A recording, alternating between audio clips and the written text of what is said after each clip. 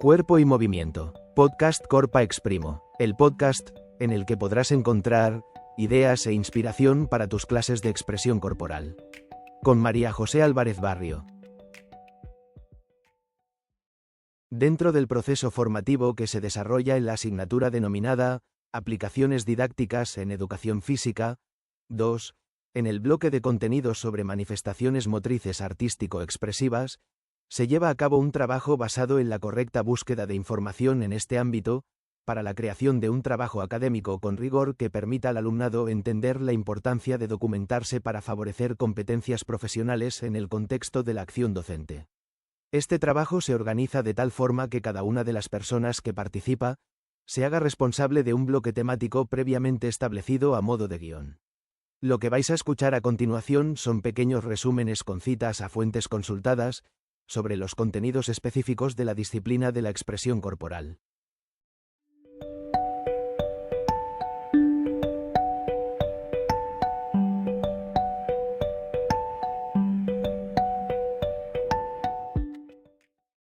En este caso, el alumnado, gracias a los privilegios que le ofrece la biblioteca de nuestra facultad, al poder acceder de forma gratuita a revistas especializadas, ha tenido que revisar los monográficos de expresión corporal, publicados en la revista Tandem de la editorial Grao.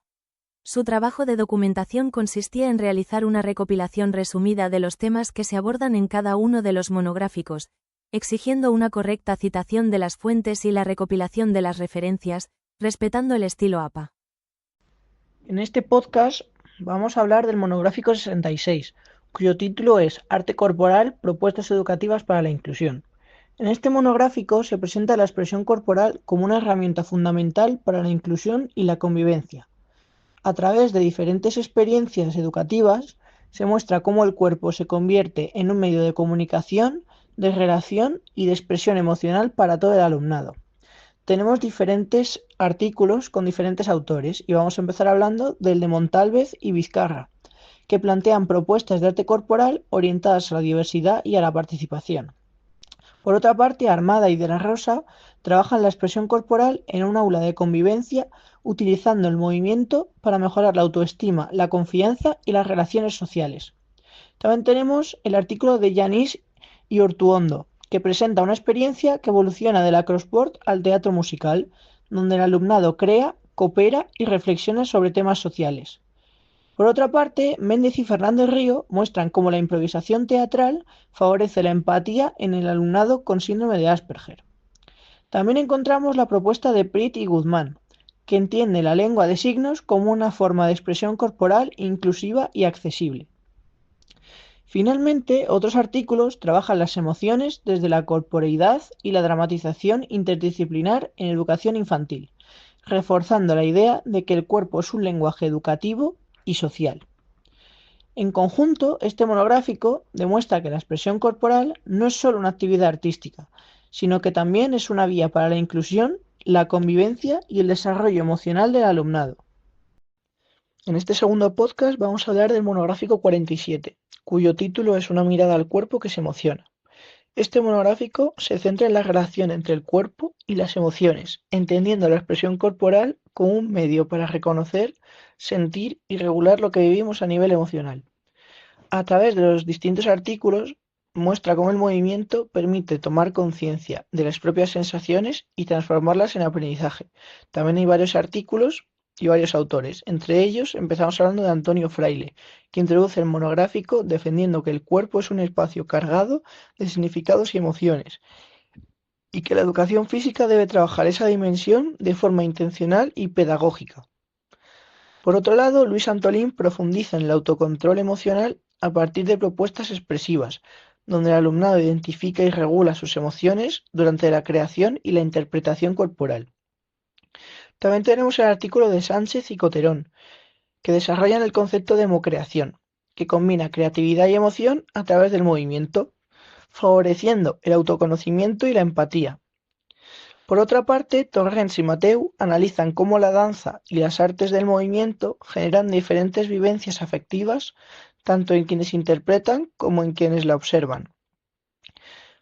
Por último, Montalvez y López Leal muestran cómo estas propuestas pueden adaptarse a la educación primaria mediante actividades sencillas y lúdicas, mientras que Ruano y De la Calle presentan experiencias para secundaria en las que el trabajo corporal se convierte en una herramienta para gestionar las emociones en una etapa clave de desarrollo personal. En conjunto, este monográfico pone de relieve que educar el cuerpo también implica educar las emociones, promoviendo bienestar, convivencia y una mirada más humana dentro de la educación física. En este tercer podcast vamos a hablar sobre el monográfico 71, cuyo título es Corporalidades, Emociones y Educación Física. Este monográfico propone una mirada crítica y reflexiva sobre el papel del cuerpo en la educación física, introduciendo el concepto de corporalidades para explicar que el cuerpo no solo se mueve, sino que también construye identidad, emociones y formas de relacionarse con los demás. También hay varios artículos y vamos a empezar hablando del de Moreno, Doña y Peiró, que plantean el cuerpo como un espacio de significado donde se configuran experiencias personales y sociales. Rivera, Trigueros y Gilles defienden la necesidad de reencantar el aprendizaje a través de experiencias corporales con sentido, que conecten emoción, creatividad y participación activa del alumnado. En otro artículo, estos mismos autores relacionan emoción y creatividad, destacando la importancia de metodologías abiertas, expresivas y vivenciales, frente a modelos basados únicamente en la repetición técnica.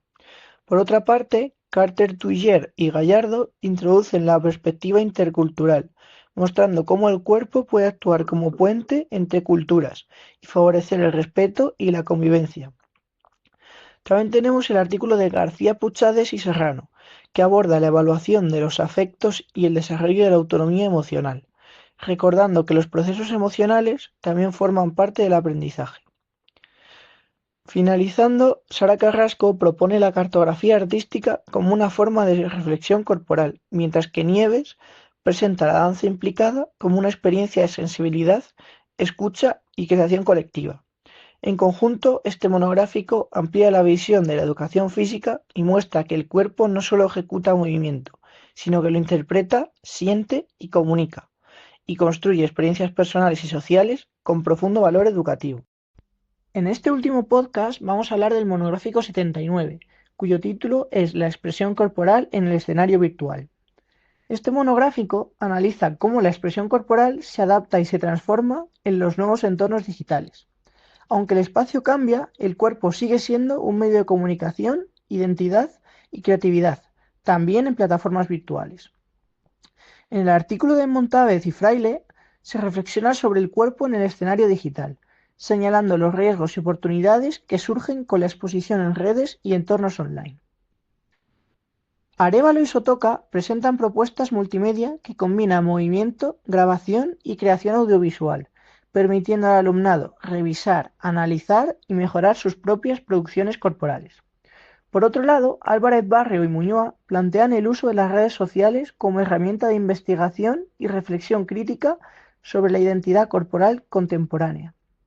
Además, Quintero y Sempere trabajan dinámicas basadas en vídeos cortos como TikTok y Reels, mostrando que estos formatos pueden tener un valor educativo cuando se acompañan de análisis y responsabilidad digital. Por último, Padilla introduce experiencias de internacionalización en aulas virtuales, donde el alumnado de distintos países comparte formas de movimiento y cultura corporal. Y Sánchez Martín propone un modelo de aula virtual en primaria que combina actividades presenciales y digitales para ampliar las oportunidades de participación. En conjunto, este monográfico muestra que la expresión corporal también tiene un lugar en la cultura digital, siempre que se trabaje desde una mirada crítica, consciente y educativa, que proteja la identidad y el bienestar del alumnado. Montaje y diseño realizado por María José Álvarez Barrio. Voz en off, generada con IA a través de Canva. Si este trabajo te sirve y lo utilizas en algún momento, no olvides citar su autoría. Aquí te dejo el formato que establece el estilo APA para que lo tengas en cuenta. Muchas gracias.